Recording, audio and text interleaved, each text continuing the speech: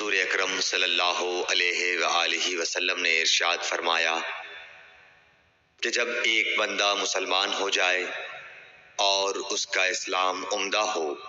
یقین و خلوص کے ساتھ ہو، تو اللہ اس کے گناہ کو جو اس نے اس اسلام لانے سے پہلے کیا معاف فرما دیتا ہے، اور اب اس کے بعد کے لیے بدلہ شروع ہو جاتا ہے، یعنی ایک نیکی کے عوض 10 گناہ سے لے کر 700 گناہ تک ثواب، اور ایک برائی کا اسی برائی کے مطابق بدلہ دیا جاتا ہے، مگر یہ کہ اللہ تعالیٰ اس برائی سے بھی درگزر کرے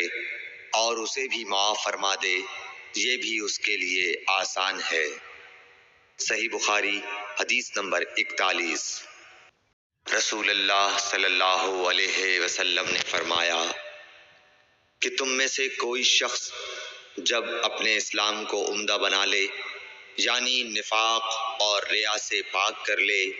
تو ہر نیک کام جو وہ کرتا ہے اس کے عوض 10 سے لے کر 700 گناہ تک نیکیاں لکھی جاتی ہیں، اور ہر برا کام جو کرتا ہے